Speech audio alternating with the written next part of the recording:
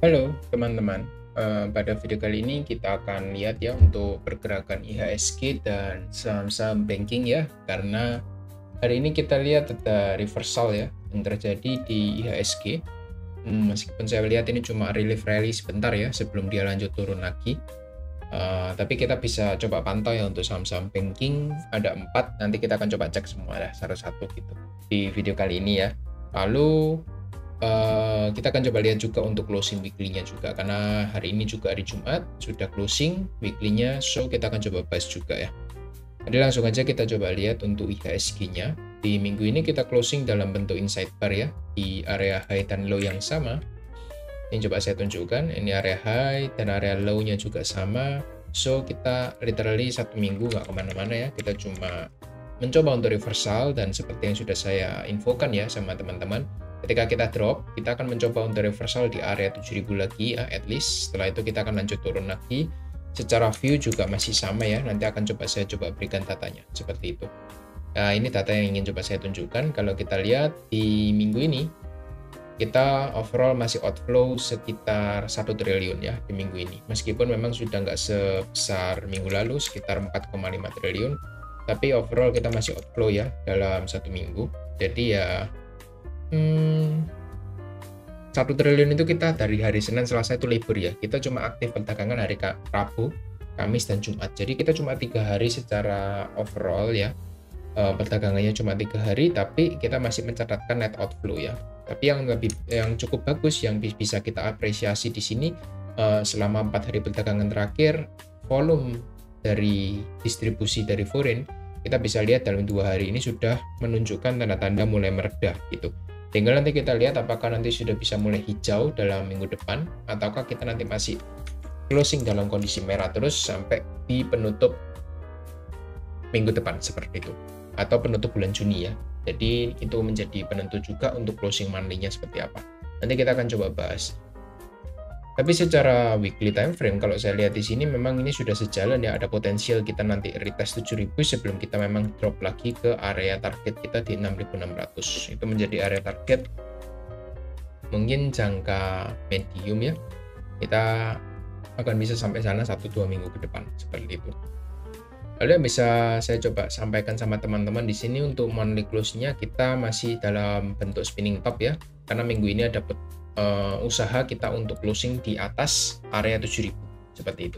Nanti kalau misalnya kita berhasil close di atas 7000, ini menjadi hal yang berbeda ya, karena untuk monthly close-nya overall kita nanti kalau close di atas 7000, kita nanti hanya membentuk hammer ya, hammer mungkin seperti ini closing-nya.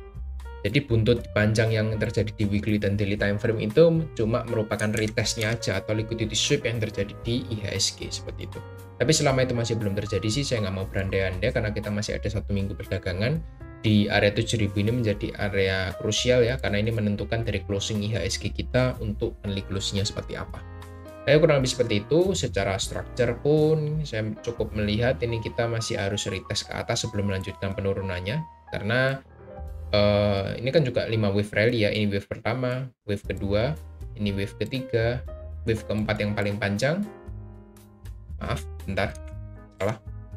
Wave pertamanya di sini, ini wave kedua, wave ketiga itu yang paling panjang, lalu wave keempat kita itu relief rally sebelum kita nanti masuk ke wave terakhir itu wave kelima. Setelah itu nanti kita baru akan ada namanya reversal lagi. Jadi setelah bottom kita mungkin akan membentuk 5 wave naik ke atas lagi seperti itu.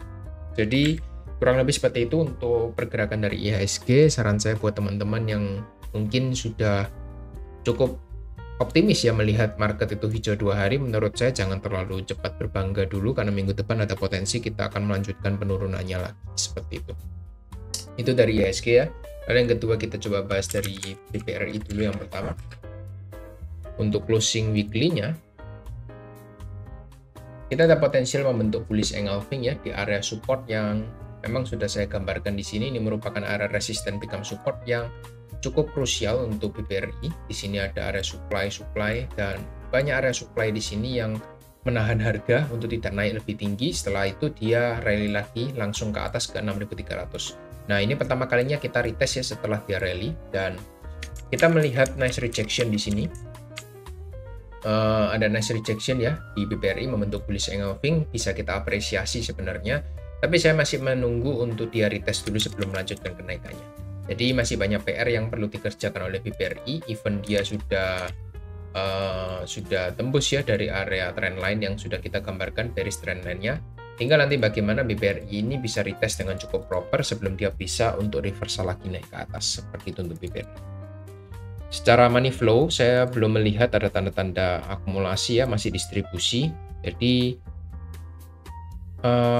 menurut saya meskipun kita nanti sudah mulai reversal, tapi menurut saya mungkin kita akan masuk dalam fase konsolidasi dulu ya. Atau sudah bottoming, kita akan melihat fase perpindahan barang dulu dari retail kembali kepada big player-nya lagi. Ini mungkin akan memakan waktu yang cukup lama sampai akhir tahun. Bisa jadi seperti itu skenario yang saya lihat. Karena memang dari pemegang data pemegang sahamnya saya lihat coba di bulan kemarin gitu ya, di bulan Mei terjadi penambahan signifikan untuk holder dari BBRI itu sendiri. Dan itu kurang begitu bagus ya sebenarnya secara historical. Apabila retail yang memegang barang, BBRI nggak bisa naik. Gitu. Harus barang dari retail itu harus dipindahkan dulu ke foreign, baru harga itu bisa kembali berangsur-angsur membaik seperti itu. Jadi nanti kita akan tunggu selama beberapa bulan untuk proses rekapitulasinya seperti apa. Potensi saya mungkin kita akan sideways sampai bulan 9 atau bulan 10 untuk big banks-nya, terutama di BBRI ya. Setelah itu baru kita akan melihat ada namanya reversal di market. Ya, itu aja yang bisa saya sampaikan untuk update di minggu ini. Belum banyak data yang bisa kita collect, tapi saya cuma mengumpulkan beberapa pieces puzzle yang sudah terbentuk saat ini ya, dari data holder, support resistance. Saya akan melihat ada potensial kita akan sideways selama beberapa bulan ke depan. Itu yang pertama. Lalu yang kedua dari BBCA. BBCA ini slightly lebih better ya dibanding BBRI. Kita lihat ada potensial, memang saya melihat dia retest dulu di area supportnya. Setelah itu kita akan melihat dia bisa rebound lagi. Tapi ternyata market tidak berkata seperti itu. Ya, marketnya langsung rebound naik lagi ke atas gitu. Dan itu juga diiringi dengan akumulasi yang cukup masif ya di BBCA sekitar 500 miliar. Pretty good dibandingkan dengan BBRI. Saya coba tambahkan dari moving average-nya juga. Nah, ini cukup menarik untuk BBCA ya. Kita lihat di sini dia sudah change of character ya di sini untuk BBCA. Tinggal nanti prosesnya bagaimana dia untuk break dan retest lagi di area yang sama sekitar 9.500, apakah dia bisa bertahan. Kalau nanti BBCA bisa bertahan, nanti mungkin saya mau entry di area retestnya seperti itu untuk melanjutkan kenaikannya ke harga yang lebih tinggi. Itu skenario saya untuk BBCA. Tapi untuk sekarang sih saya belum mau ya untuk buy on breakout karena ini rawan untuk manipulasi. Kita akan pullback kembali ke area support seperti itu. Saya mau buy ketika dia nanti BBCA masuk di sekitar 88 sampai 8.700. Itu harga yang cukup menarik ya. Kecuali nanti saya melihat seperti ini ya, dia ada break lalu retest dan mengkonfirmasi area low-nya, berarti dia sudah lebih tinggi ya untuk low-nya. Ini kan low, ini low, ini high-nya lebih tinggi, jadi higher low. Ya, kita bisa melihat di sini ada higher low yang terbaru yang sudah terbentuk, baru nanti saya mau entry untuk menikmati kenaikan yang lebih tinggi lagi. Kurang lebih seperti itu untuk skenario saya. Semoga bisa menjawab ya pertanyaan teman-teman yang holding di BBCA. Bagaimana view saya untuk saat ini di BBCA? Seperti itu. Kalau kita melihat sih ini masih holding di area moving average ya. Moving average 90-nya masih holding dengan cukup bagus di area spasinya. So, kita berharap untuk BBCA bisa retest untuk kembali lanjut naik seperti itu. Jadi, masih ada harapan yang cukup baik untuk BBCA dibandingkan dengan BBRI yang sudah drop sekitar 30% lebih. Jadi ya semoga saja untuk BBCA bisa lebih bagus untuk kinerjanya seperti itu. Lalu ada Bank Mandiri selanjutnya. Untuk Bank Mandiri saya melihat akumulasinya nggak begitu besar, tapi dia juga cukup bertahan di area supportnya ya, di sekitar 5630 ya. Ini area support yang sudah lama saya gambarkan. Warning ya, kalau Bank Mandiri ini jebol dari area trend lainnya juga, dan area supportnya itu sudah saya infokan berkali-kali. Di sini ada confluence ya. Yang pertama ada area demand, order block yang cukup besar. Lalu ada area trend line, lalu yang ketiga ada moving average 90. Jadi ada banyak confluence support di sana, dan minggu ini kita bersyukur Bank Mandiri bisa bertahan di area sana. Tapi apakah ini sudah menjadi sinyal buy untuk kita bisa membeli di Bank Mandiri? Saya coba tambahkan satu area trend line yang terbentuk di sini ya untuk Bank Mandirinya. Ini kelihatan kita membentuk seperti flag channel ya. Saya masih belum terlalu confidence untuk entry karena kita memang melihat di sini ada double bottom yang cukup besar terjadi. Skenario saya sama seperti BPCA, break dan retest itu menjadi skenario yang terbaik untuk saat ini. Jadi saya nggak mau sembarangan beli karena saya masih harus menunggu konfirmasi yang lebih banyak lagi. Seperti itu, break dan retest itu penting untuk saya saat ini karena memang ya kita lihat di sini ya, kita nggak mau terburu-buru karena kita melihat double bottom ya, break dan retest ini baru saya mau entry di sini. Kebetulan waktu market itu di bottom sini, ini memang langsung retest ya ketika dia breakout, tapi ada potensial dan dia memang akan kembali pullback lagi menuju area supportnya, dan ini biasanya memakan waktu kalau saham-saham Indonesia. Jadi saya nggak mau ambil resiko, saya lebih mau untuk wait and see dulu untuk sementara. Apalagi saya melihat ini secara moving average-nya sudah mulai cross down ya. Sekarang berfungsi sebagai area resisten, harusnya ketika besok dia mencoba untuk bullish akan ada tekanan seller yang masuk di Bank Mandiri seperti itu ya, kurang lebih seperti itu untuk Bank Mandiri. Semoga bisa membantu teman-teman. Lalu untuk weekly-nya saya lihat di sini selama kita nggak jebol dari area support yang ada di 5.500 sih so far so good ya, kita masih akan cukup sideways di sana, tidak membentuk lower low yang baru. Tapi nanti kalau kita jebol dari area 5.500 mungkin kita akan membentuk lower low yang baru dan akan retest di area 5.000 kurang lebih di demand selanjutnya. Seperti itu untuk Bank Mandiri. Lalu yang terakhir dari BBNI.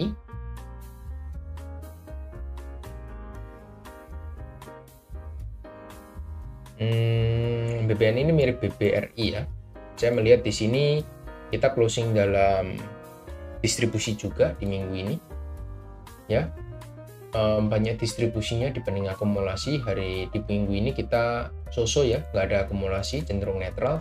Tapi secara candlestick saya melihat di sini kita ada dua candlestick Marubozu besar dalam 2 bulan terakhir.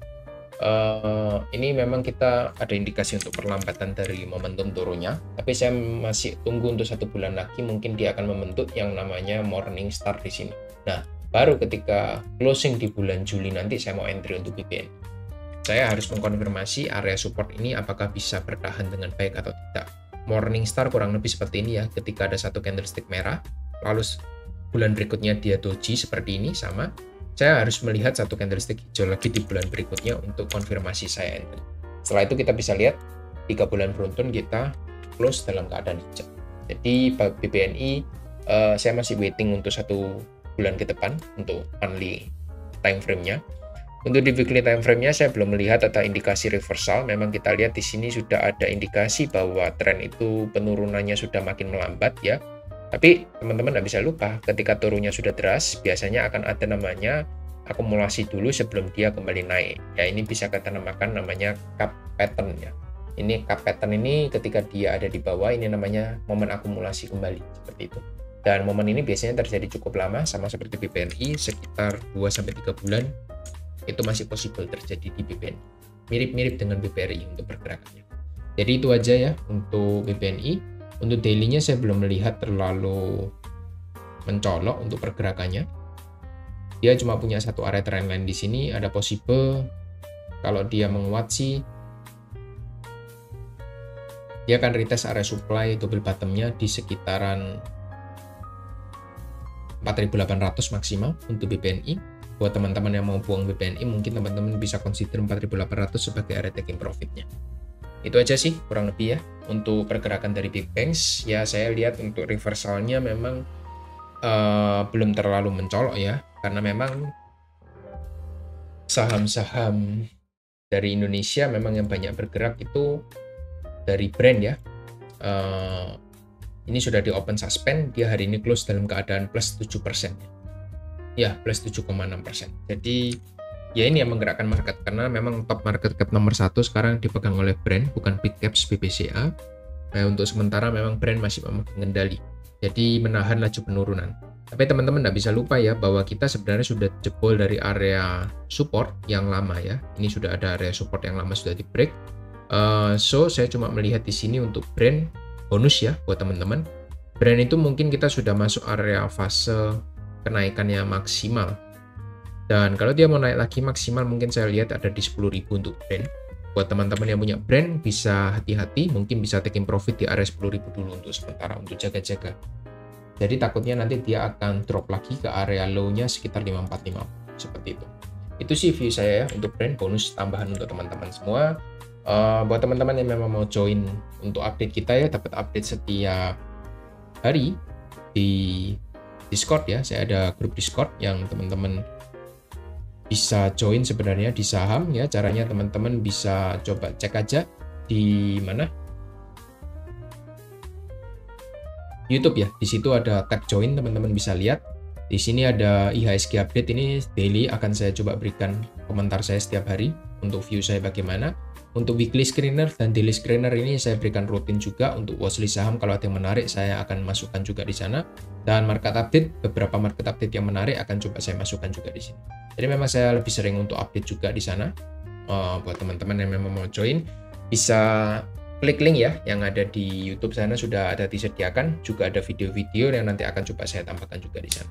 Kurang lebih seperti itu ya teman-teman. Thank you yang sudah tonton sampai habis dan see you on next video di saham live streaming. Bye bye.